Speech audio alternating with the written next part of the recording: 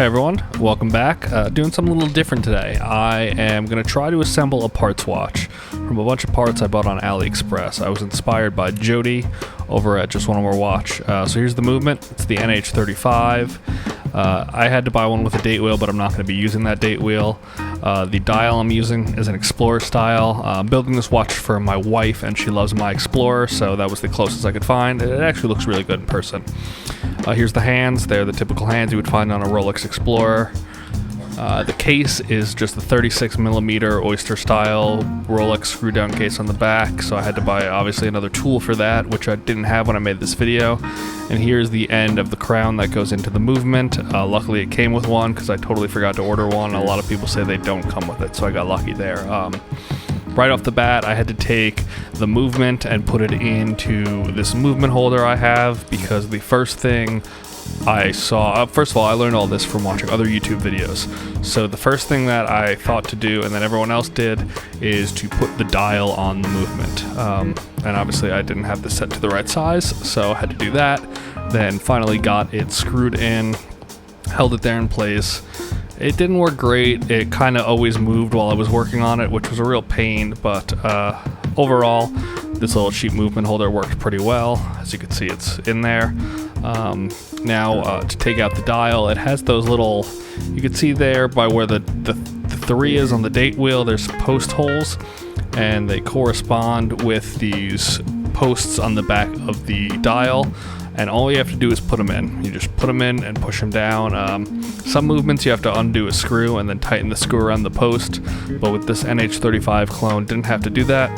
So just put it in, I popped the movement out, and then I pushed down on it just to make sure they're fully seated, and that was all required. And see, it sits perfectly flush against the movement. So that was super easy. I was like, all right, great. I'm off to a hot start here.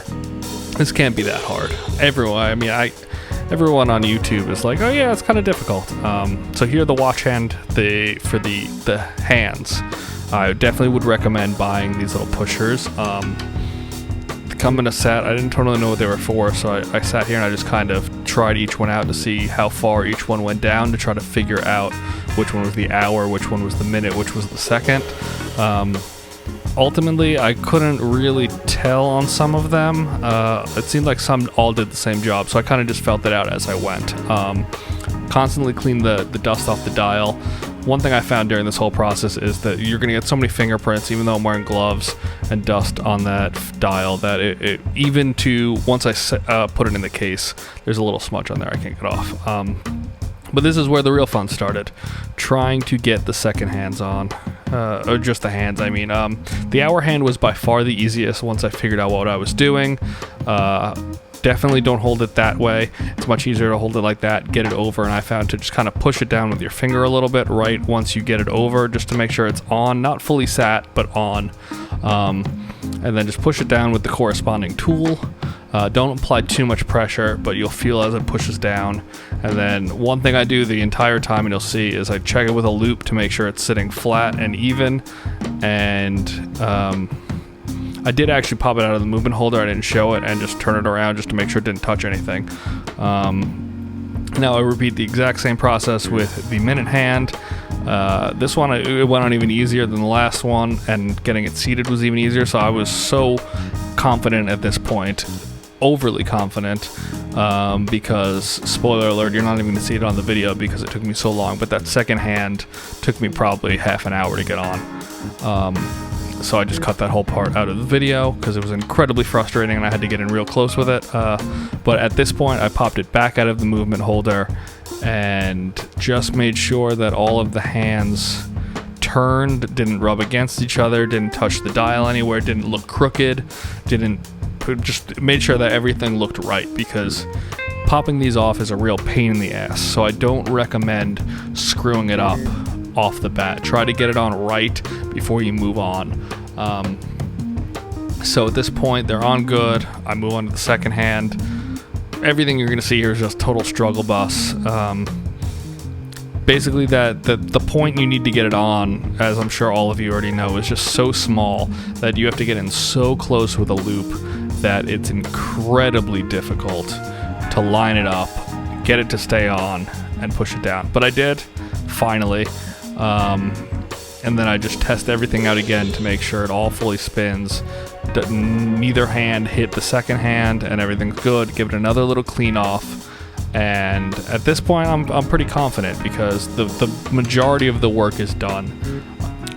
So at this point, I pop it back out, and I have to take off the temporary crown and crown stem and start sizing up the new one. I watched Jody's video many times to figure out where it is, but there's this little lever, and if you just kind of feel around very gently for it, you'll find the spot that gives, and you can see it kind of here. You can see the lever pop down, and once you finally get that lever to pop, the crown and the stem will pop right out, and it's super easy once you figure out that spot.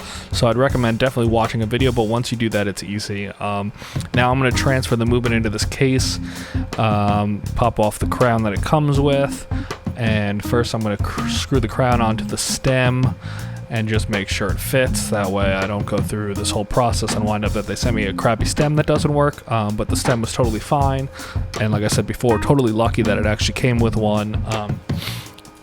But now I pop it back in just to make sure that the stem is operational. The screw down little pusher, there's a little spring in there, works.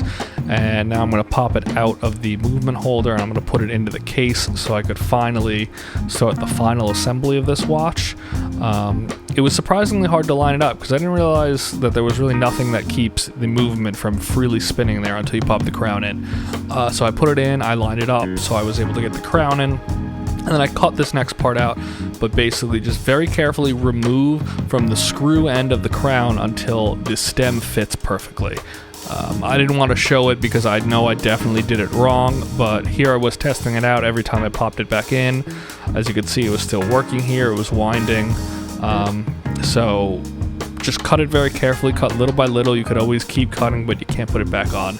And then once you do it, fully put it back together, and here's what the final watch assembly looks like. I used the bracelet that I had on my old Islander watch, just because it fit and it looked well, and it was the one my wife liked, but it's just a very simple little Explorer style, 36 millimeter watch, and I'm really happy I was able to put it together. I had almost no faith in myself at the beginning of this process, and I did not think it would go very well, but it turned out great, and I love how it looks.